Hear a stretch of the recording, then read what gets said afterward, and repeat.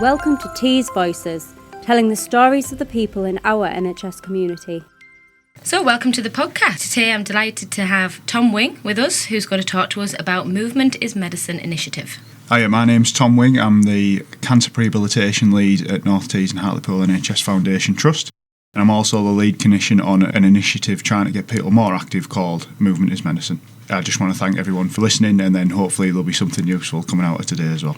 So Tom, we've all heard that exercise is good for you, and as allied health professionals we sit in a pole position to promote and support people getting active, for example after a hospital admission. However, it's not just about getting people moving to enable discharge, it goes a lot wider than that, right? Yeah, so essentially the more physically active you are, whether that's through exercise or general physical activity, that reduces your chance of all-cause mortality and all chances of sort of disability. Essentially, the two major ways it does that is by increasing your VO2 max, so the maximum volume of oxygen that your lungs can take in a minute, and also developing how much muscle mass you've got. So we all hear about inactivity, but is it a really problem in the Tees Valley area? Do we have issues with obesity and people being active? And if so, why do we care? In the Tees Valley area, there's some research suggesting that up to 35% of our population are considered inactive, and what that means is essentially that proportion of the population fail to perform 30 minutes of moderate intensity physical activity per week. So that could be physical activities defined as any bodily movement which is generated by skeletal muscles, which results in energy expenditure. So that could be walking to the shop, walking around the shop, going up the stairs, doing the housework, and then there's other examples like going to the gym. So we know that moderate intensity activity is where you get a little bit of a sweat on, your heart rate's increased, you're a little bit out of breath. So 35% of our population fail to do 30 minutes of that a week, and that's a significant problem for the health service moving forward. But then we also know there's a big chunk of people who then fail to meet the UK guidelines for physical activity. So there's sort of two issue areas, if you like. And then within Stockton and Hartlepool, the recent House of Lords Commission, done probably a couple of years ago now, found that 75% of the adult population of Stockton and Hartlepool are considered overweight or obese. So those two things hand in hand are causing significant issues, particularly for the trust. But also this is replicated throughout the country, but our statistics are worse than the rest of the country. So Tom, as you were saying, this is putting enormous pressure on NHS services and the ones that we know are already stretched. Mm-hmm. So what have you been trying to do to help this for our patients and community? Our approach through Movement is Medicine was left over from the active hospital scheme that the Trust ran for a number of years in partnership with the Sport England funding and the Faculty of Sport and Exercise Medicine. And essentially what we're trying to do is trying to find a solution to change this level of inactivity at a population level. So we're really good at knowing that physical activities and exercise is positive for your overall health and well-being, but we're not very good at demonstrating a significant change at a population level.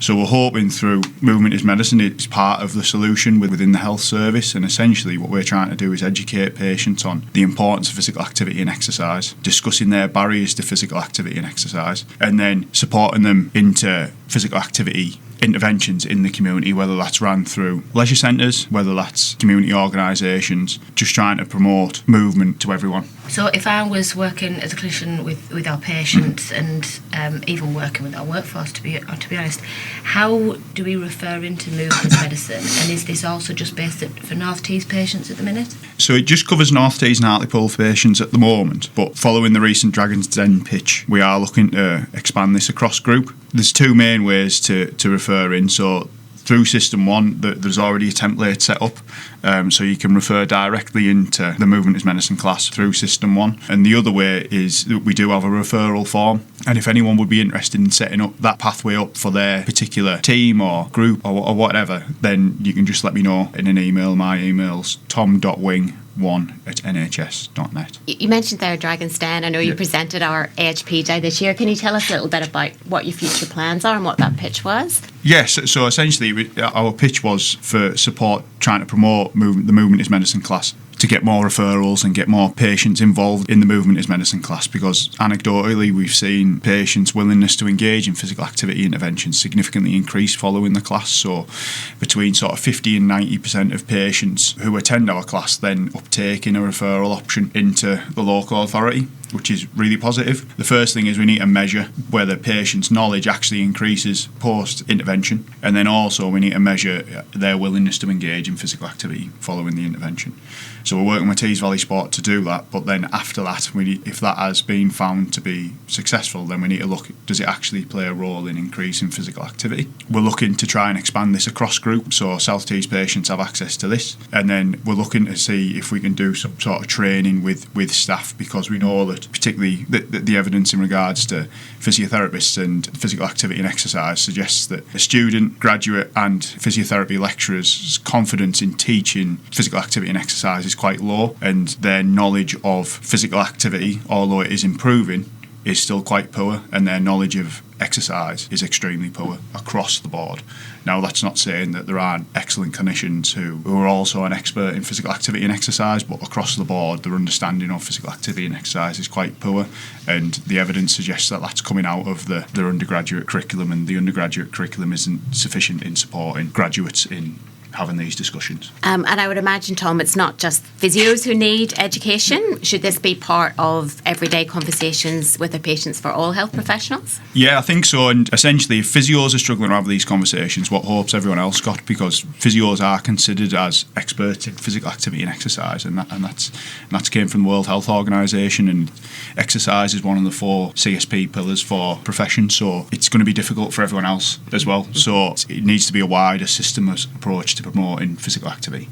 Just going back to Ali's question about barriers, we often think as healthcare professionals that the major barriers for people are money and time, but the largest national survey looking at barriers to physical activity actually found that 3 of the major barriers were pain, fear of making a health condition worse, and fatigue.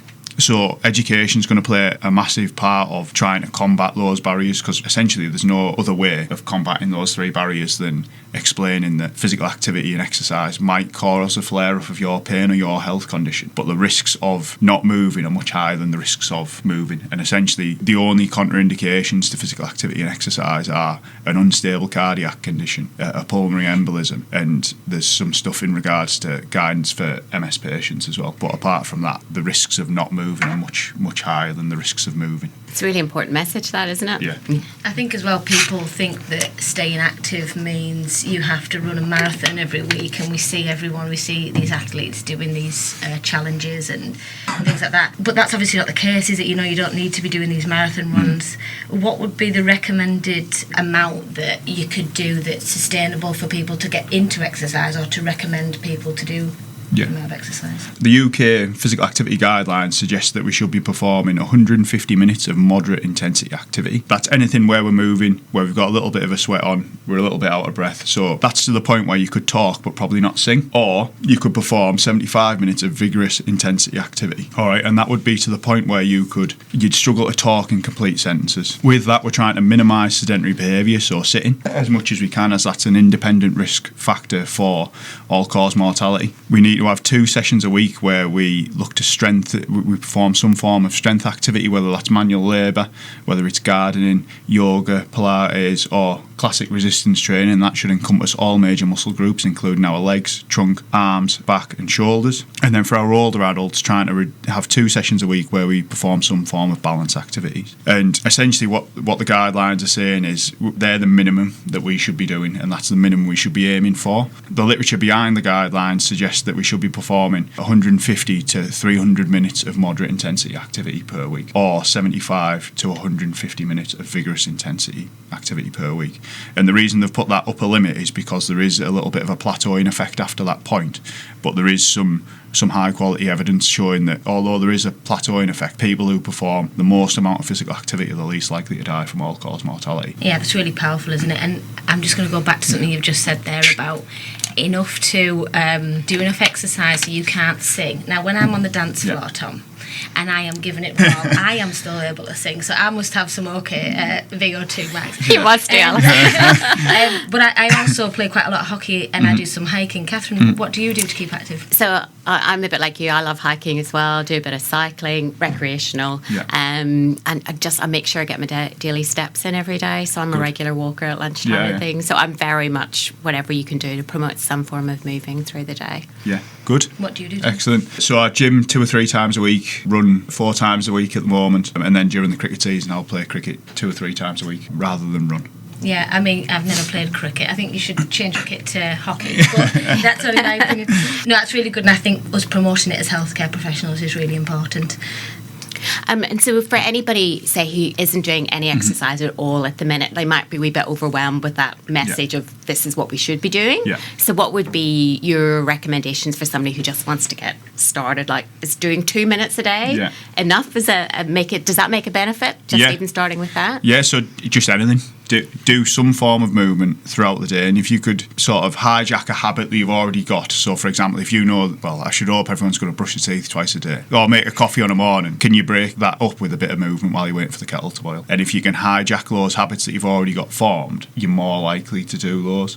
And essentially any movement's good. So if you enjoy jumping around on a trampoline, then go do that. If you enjoy walking the dog, then go do that. If you like spending half an hour in the garden, then go do that. Although the recommendations are there, we know that doing something is infinitely better than doing nothing. And even if you do an extra 5% a week, 5% is 5% better than it was. Some recent evidence showing that our initial thoughts, the recommendations in regards to physical activity, show that we thought that 2 minutes of moderate intensity activity was equivalent to 1 minute of vigorous intensity activity. But there's a little bit of evidence now showing, observational study that's just been published, and this is from the UK, that 1 minute of vigorous intensity activity is equivalent to sort of 7 to 9 minutes of moderate intensity activity. But it's 1 minute of vigorous intensity activity is potentially equivalent to sort of 50 minutes plus of light intensity activity. So gosh, that's a good race. Just work hard for a minute. We were talking about this before, weren't we? And I was saying that even if you are the little things, like I love when you said hijack the habit. I think that is a fantastic tagline. And I think things like you putting your shopping away or you're putting your washing out, do it with a little bit more vigour, and you can then fit it into your daily activity of just running a household, and things like that. I often like to have a little bit of a dance around the kitchen while I'm cooking. What do you like to do, Catherine? Well, my cooking would be a disaster if I did that. It's already borderline. Like for me, I love walking, so I'll find any excuse to go. So if I want to catch up before a friend, I'll go, let's go for a walk or let's do something. So I'm more a go and do person than, so I find ways to sort of fit it in. But I would have the radio on too, Ali, like you. Maybe not dancing as vigorously, but yeah, I'd have that on as injuries. Well. No injuries. Caution on that, be careful of injuries. So as we start wrapping up our podcast, probably the take-home message for people as we've listened to this, of how can we improve community health, and what is your final take-home messages for our colleagues across university hospitals? So we're hoping that the Movement is Medicine class, and hopefully we'll be able to show this through the evaluation, is that this is part of the process of increasing physical activity in our area. And we know that the most deprived areas in the country typically have the least levels of physical activity, and we think probably those areas used to be like very industrialised, and a lot of people used to go out and graft, essentially. Like if you think around here in Billingham, there was the chemical industry.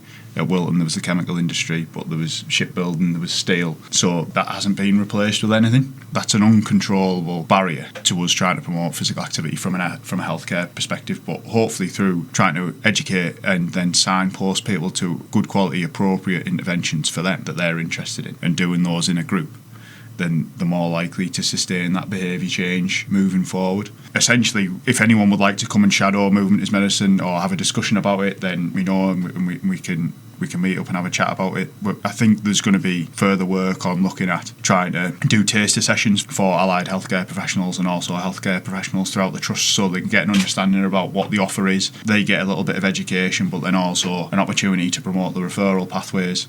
And essentially, just if you think your patient cohort would benefit from this, then get in touch and we'll set a referral pathway up. That's great, Tom. Great to hear. Yep.